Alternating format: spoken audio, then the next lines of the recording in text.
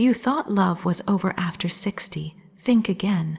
This is where real love begins, not the kind you read about in fairy tales, but the kind that whispers through loneliness, that touches you where words never reached, that remembers the parts of you even you forgot.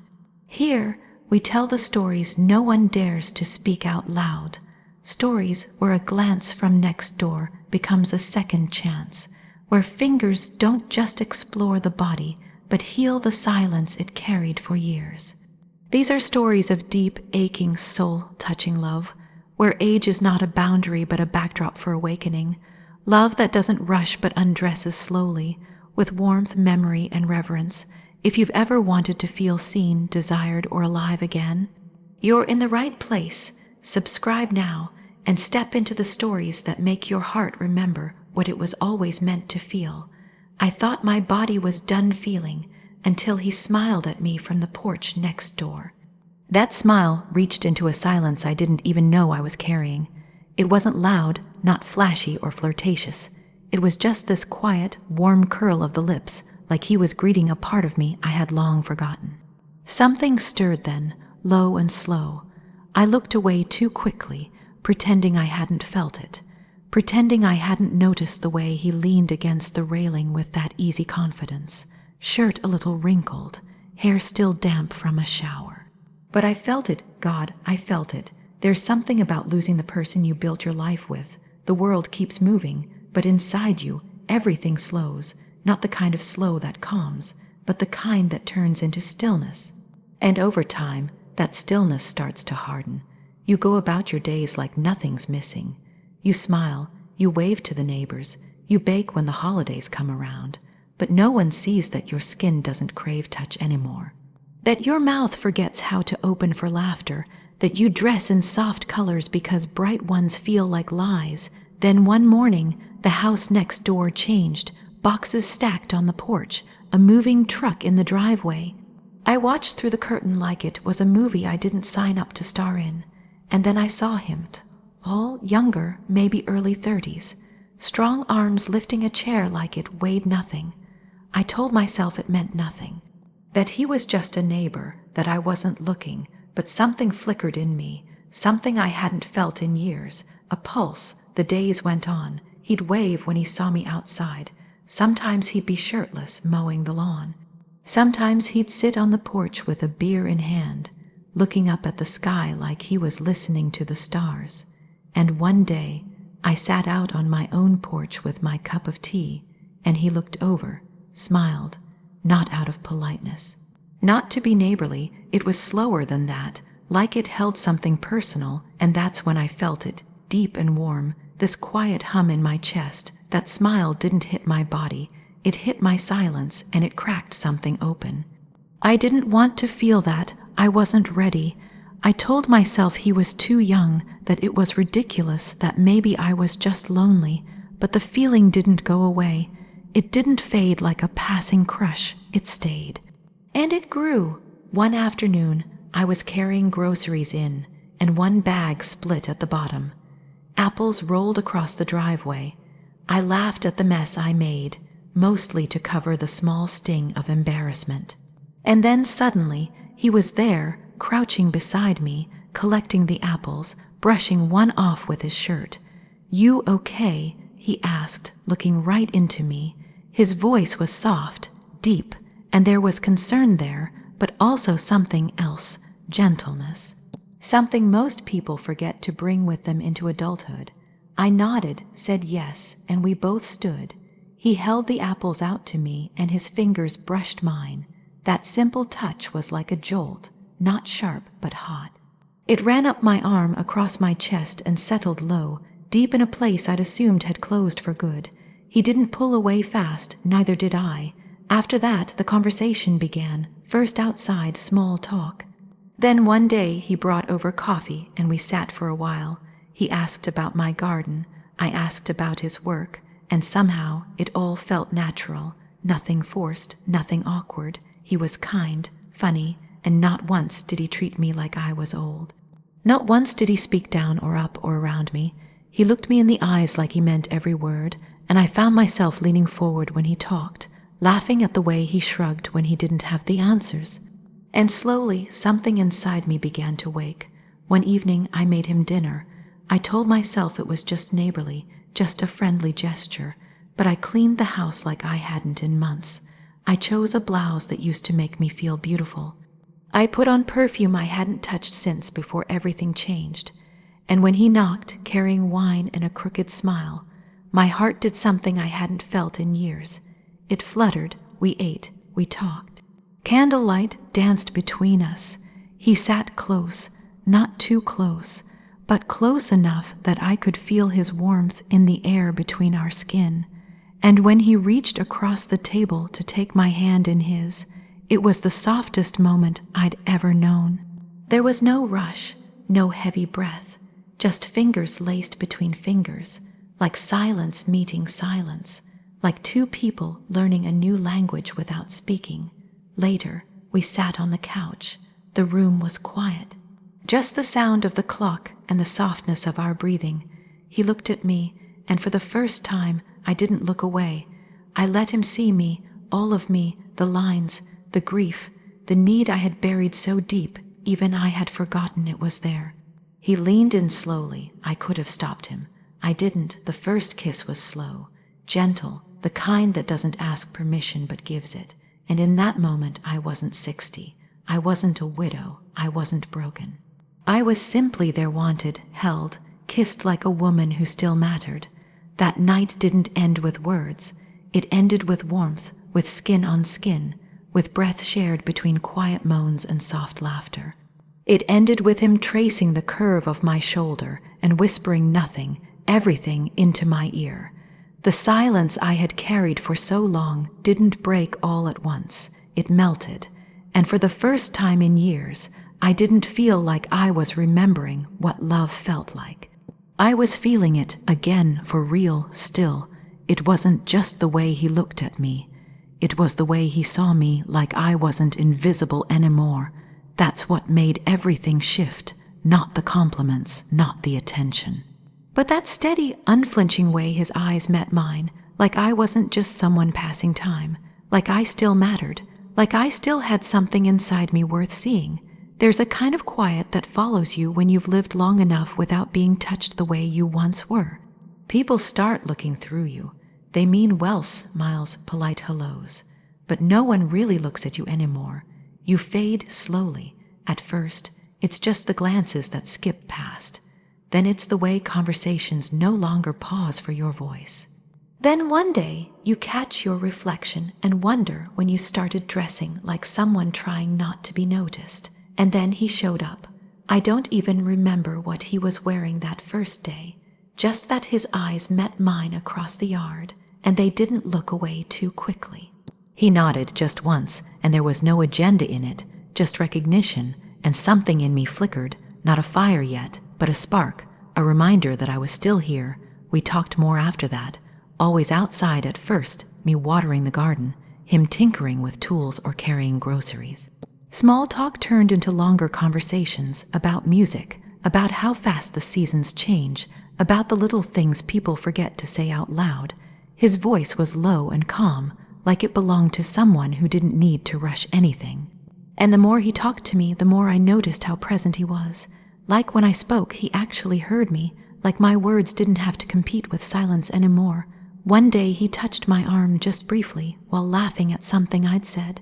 And it wasn't even the touch that stopped my breath. It was the way he didn't pull away too fast. His hand lingered just a second too long, fingers resting like they belonged there. And in that second, something ancient in me woke up. Not desperate, not loud, but hungry in a way I had forgotten existed. Later that evening, I stood in front of the mirror, brushing my hair, and I saw it. Something alive in my eyes, something I hadn't seen in years. Not youth, not vanity, just warmth. I didn't want to chase him. I wasn't searching for rescue, but I couldn't deny what was building. The ache wasn't sadness. It was longing, and it was alive. We got closer. Coffee turned into dinners. Laughs turned into shared secrets. He told me about the losses in his life. I told him about mine. He never flinched when I spoke about the past. He never filled silence with empty words. He just listened, and when I cried, quiet, unplanned tears that slipped down my cheek over soup and candlelight, he didn't rush to fix it. He reached out and brushed one away with his thumb, so tenderly, I almost broke open right there. That night, he didn't leave right after dinner. We sat close on the couch, our knees touching. It was so still in the room that I could hear our breath sinking. He didn't ask if he could kiss me. He just leaned in slowly, like he was waiting for the space between us to speak for us both. And when our lips met, it wasn't fireworks. It wasn't a movie scene. It was real. It was soft and patient. His hand cradled the side of my face like it was something precious. And in that kiss, something inside me thawed. Not just lust, though that was there too, but memory. My skin remembered what it felt like to be wanted. My chest remembered what it felt like to open without fear. My mouth remembered laughter, and my body remembered heat. When he touched me, it wasn't just skin. It was history. It was a hand reaching into the shadows and pulling something sacred into the light. I didn't feel self-conscious. I didn't feel old. I didn't even feel afraid. I felt seen, completely, deeply, as if the years between us were nothing compared to the truth sitting quietly in the room with us, that something was blooming, wild and unexpected, in the middle of a life I thought had stopped growing. The way he looked at me that night after, when the silence between us was warm and easy, was not the look of a man doing something reckless. It was the look of someone finding something rare. He traced the inside of my wrist with his fingertip, slowly, as if reading a language only he knew. And I lay there, breathing softly, letting it happen. I didn't ask where it was going. I didn't need to. What I needed was that moment, that breath, that knowing, and in that quiet space, something new was born. Not just desire, but recognition. I hadn't vanished. I wasn't invisible. I was still wanted, still capable of giving and receiving touch that mattered, still part of a world where hearts collide without warning.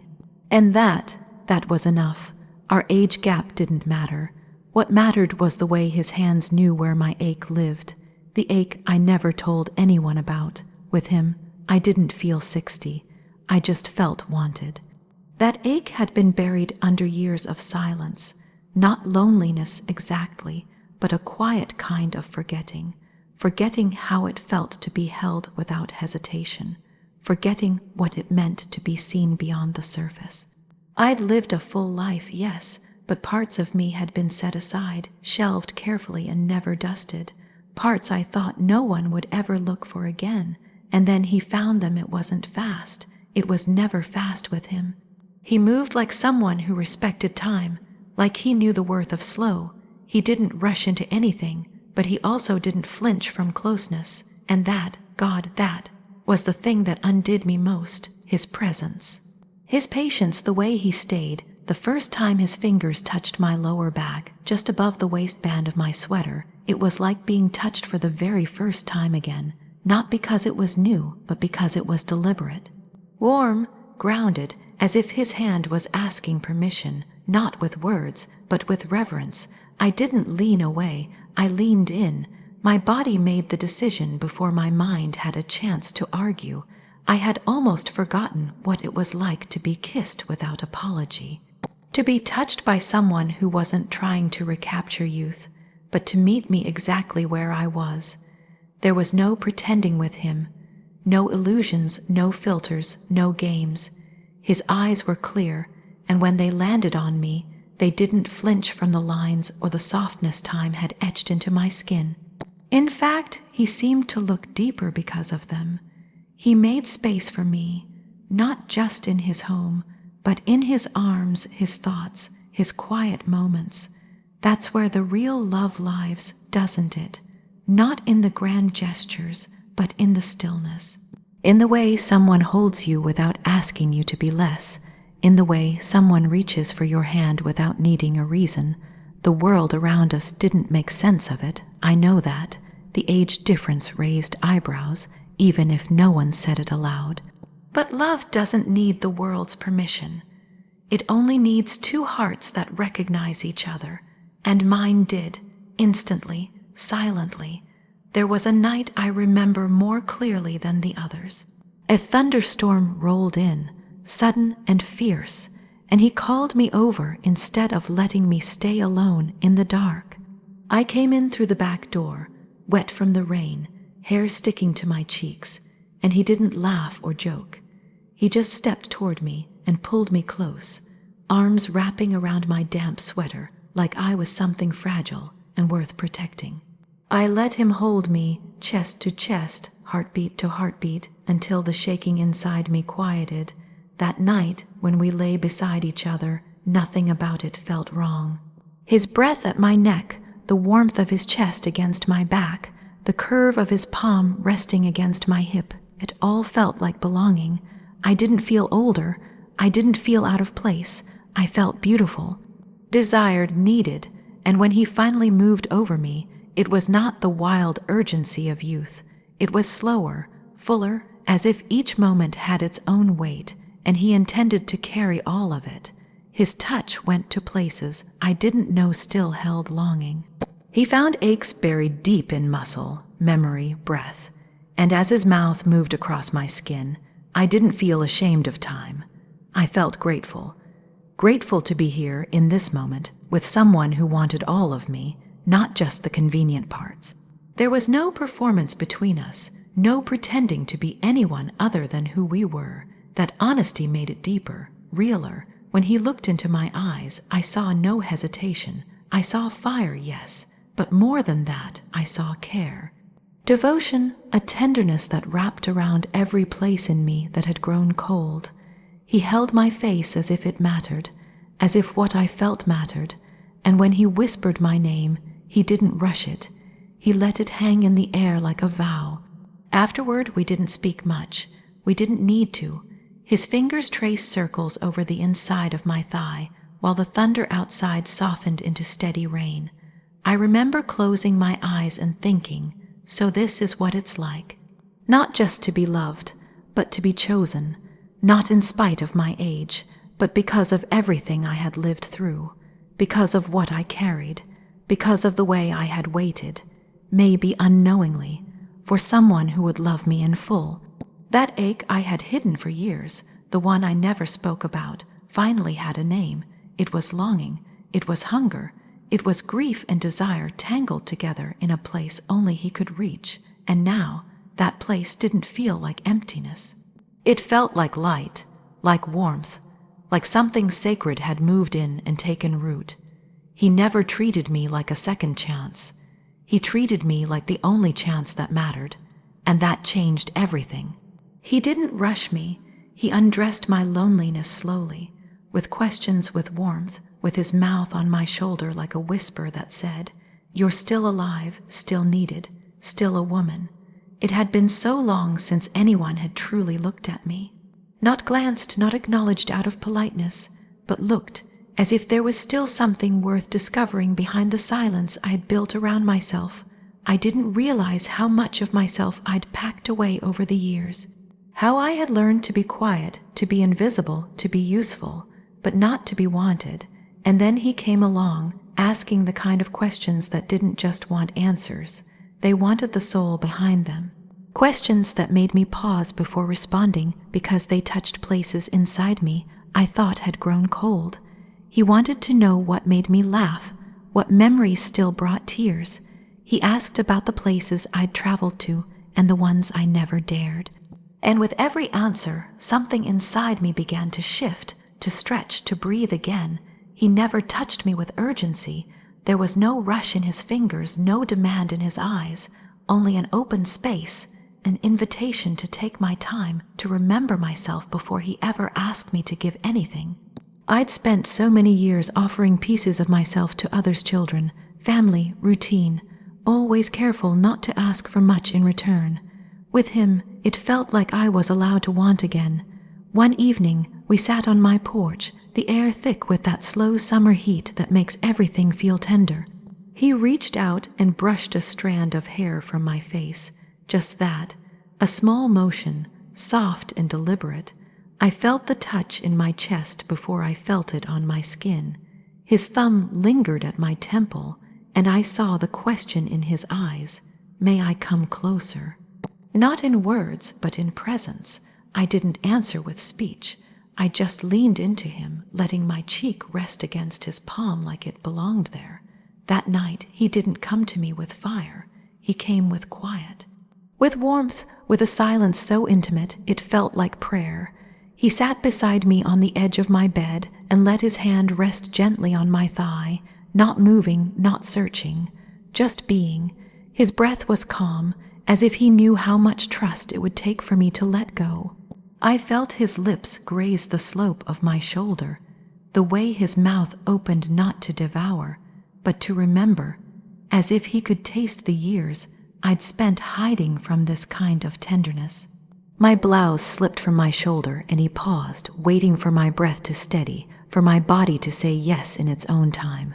When his mouth found skin again, it wasn't passion that startled me, it was recognition. It was the way he whispered with his lips, "You're still here, still worthy, still wanted." I didn't feel young in that moment. I felt real, real in a way I had forgotten existed. He didn't need to erase the years to desire me. He wanted all of them. Every wrinkle, every scar, every story folded into my body. He kissed the places no one had touched in decades, the inside of my wrist, the small of my back, the hollow at the base of my throat. He moved slowly, like a man reading a language for the first time, careful not to mispronounce. And my body remembered. It remembered what it felt like to be held, not out of habit, but hunger, to be touched not for what I could give, but for who I was. My breathing became the only sound in the room, broken only by his soft exhale whenever his hands found another forgotten place. I felt like I was rising from something, like I'd been underwater for years, and now, finally, I was coming up for air. He asked before every touch, not with words, but with eyes, with fingers that paused, with the sacred hush of someone who knew this wasn't just intimacy. It was resurrection. When he finally laid his body beside mine, I didn't feel nervous. I felt chosen. He traced circles on my hip as if the softness there was a map he wanted to learn. And when he kissed my chest, my stomach, the inside of my thigh, it was not to claim but to cherish. I didn't need to hide, not my age, not my body, not my need. And when he entered me, it wasn't about conquest. It was communion. It was the slow merging of two people who had both carried loneliness like a second skin. He moved with the kind of rhythm that asked, "Are you okay?" with every breath, and I was. For the first time in a long time, I was more than okay. My fingers gripped his shoulders not to pull him closer, but to hold on to something I didn't want to forget. This feeling, this awakening, this sudden, beautiful proof that I was still here, still capable of being touched, seen, adored. Afterward, he didn't pull away, he stayed, one hand resting over my belly, his lips at the back of my neck. The way he exhaled into my skin made something bloom deep in my chest. I didn't cry, though the tears lived just beneath the surface. I only lay there, wrapped in warmth, in stillness, in something that felt like home. He never needed to say, "You're beautiful." I felt it in the way he looked at me afterward, the way he traced the outline of my face like it was something sacred, the way he kissed my fingers like they'd held something holy. And in the quiet that followed, I didn't feel older, I didn't feel broken, I didn't feel used, I just felt alive. If this story touched something quiet in you, something you forgot was still alive, then stay with us. There's more stories that breathe, that ache, that awaken. Like this video if you felt anything stir, and subscribe for more real, raw love that sees you, holds you, and never lets you feel invisible again. You are still here, and so is love.